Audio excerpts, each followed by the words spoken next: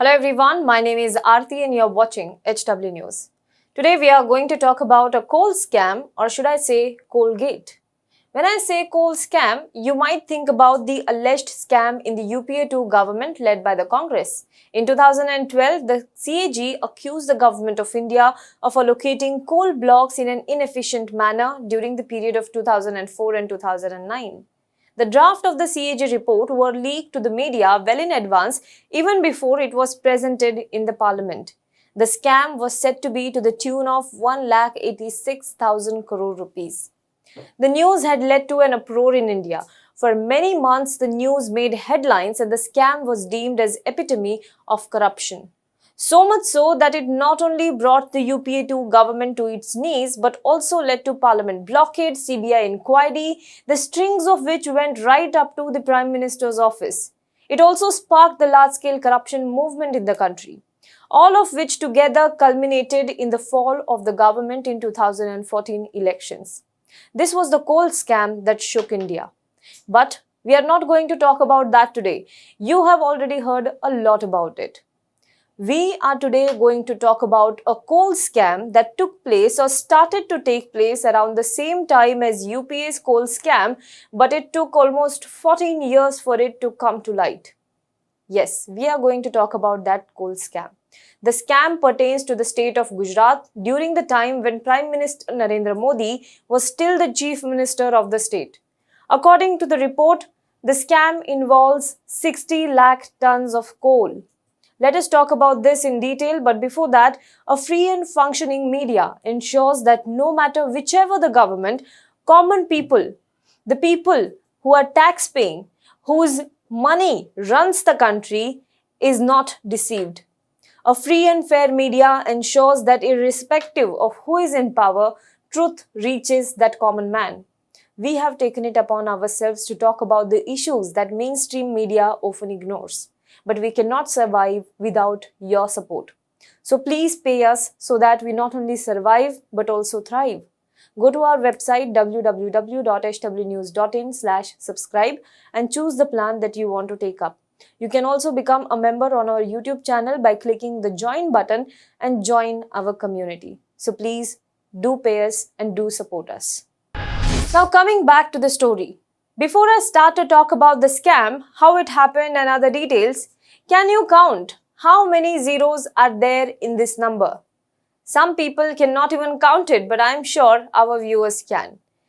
10 zeros, 6,000 crore rupees. That's the approximate number and that's the scale of this alleged scam. According to a Dainik Bhaskar investigation, in the last 14 years, agencies appointed by the Gujarat government never distributed the coal to the small and medium level industries of the state for whom it was meant. Instead, the coal was sold to other states at a much higher rate, resulting in filling the pockets of the agencies while causing a loss to the state exchequer and depriving the small and medium industries in Gujarat coal supply that was meant for them. The report states that the coal extracted from different coal mines in Gujarat never reached the original beneficiary, and when the state government officials were questioned about this, all they said was no comments. Let us understand this point by point. First, let us understand the background of this entire scam.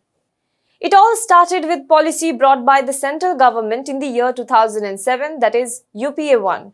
The policy was aimed at providing good quality coal at affordable rates to the small industries across the country. It was implemented a year later in 2008. Under this policy, coal is extracted every month from West Coalfield and Southeast Coalfield of Coal India for small industries of Gujarat.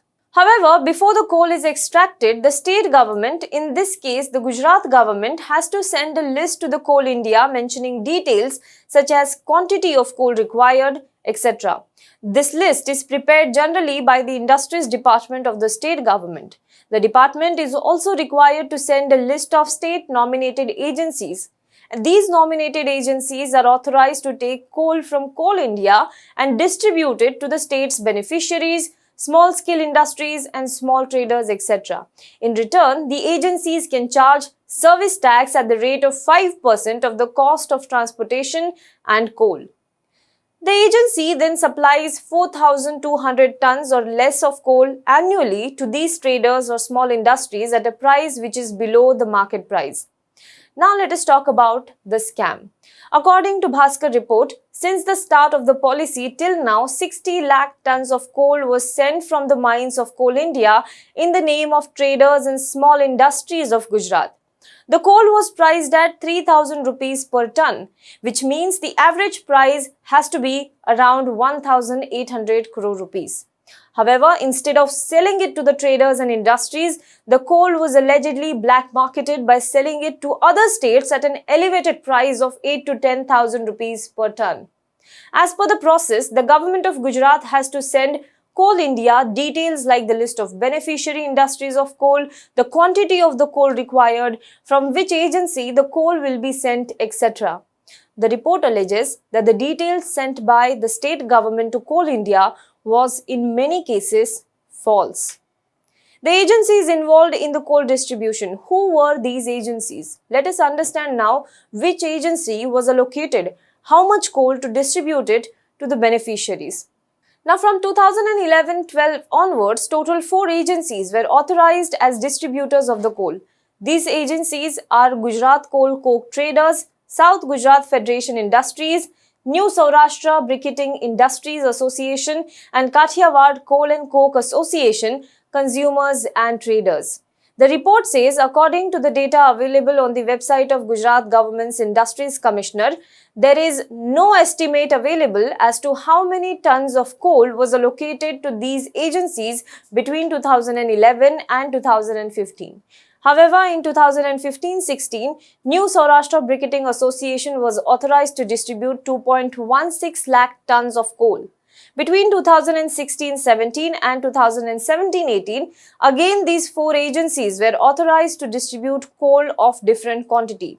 Now, Gujarat Coal Coke Traders and Consumer Association was authorized to distribute 66,000 tons of coal. New Saurashtra Briquetting Industries Association was authorized to distribute 75,000 tons of coal. Kathiawad Coal and Coke Consumers and Traders Association was authorized to distribute 30,000 tons of coal.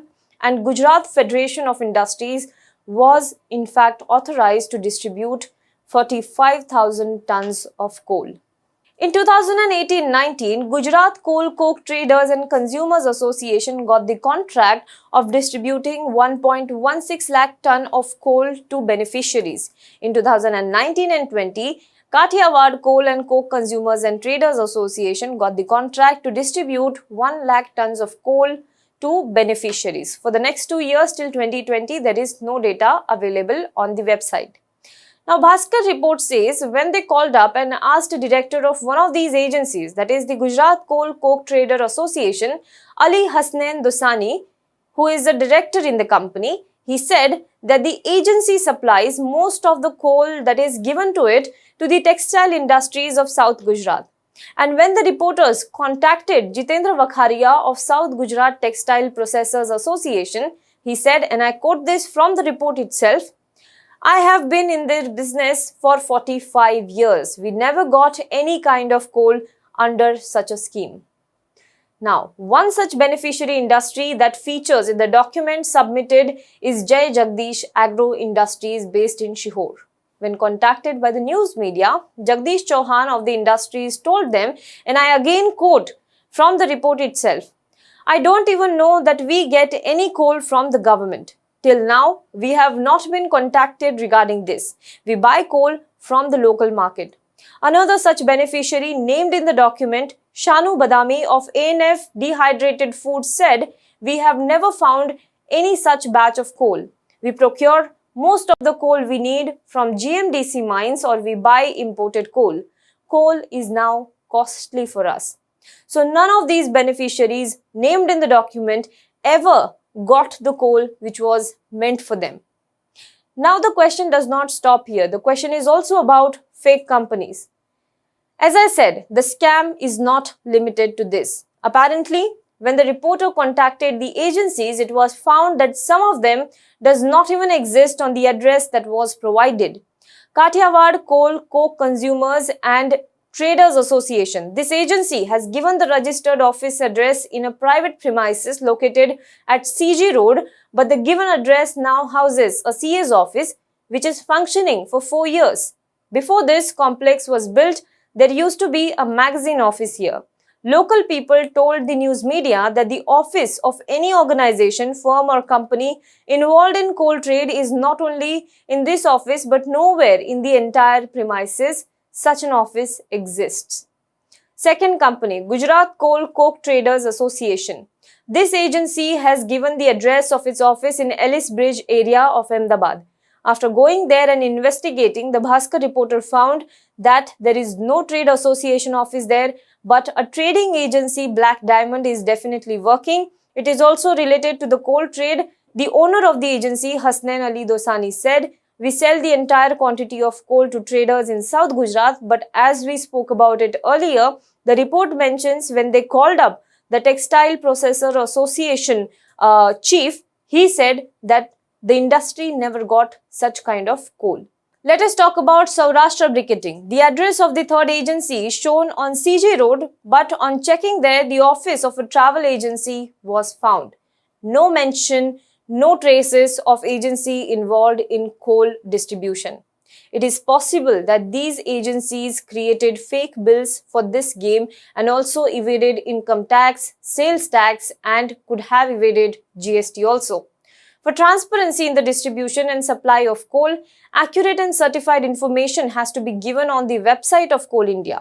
In case of other states, it is entrusted by the respective state to its own department, whereas in Gujarat, only a few selected agencies have been appointed over the period of several years.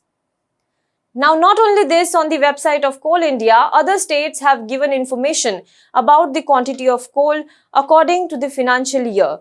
Full name of the agency or office concerned, telephone number, email address, etc. While the government of Gujarat has given the name of the agency in the information department column. According to the Bhaskar report, texts such as ABCD, ASDF and phone numbers such as 9999999 has been given. It is suspected that some officials of the Gujarat government are also involved in the scam. However, top officials of the state are mum and are not taking any responsibility of this entire scam. It is important to note that when the scam took place, Prime Minister Narendra Modi was the chief minister of the state. So was this entire process an oversight or was it a deliberate scam? Who are the officials involved and whether there is a political connection? The state has seen successive governments belonging to BJP. So the state should own up the responsibility and order investigation into this entire issue.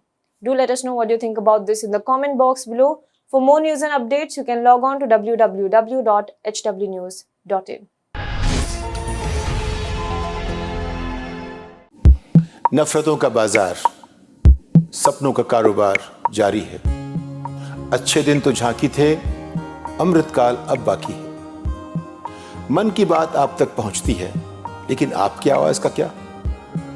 जिन्हें लोकतंत्र का चौथा स्तंभ कहते थे, वे अब सत्ता की गोद में हैं, सत्ता के सामने नतमस्तक हैं। लेकिन अब भी कुछ आवाजें हैं, बेखौफ, बेबाक, जिन पर लोगों को भरोसा है।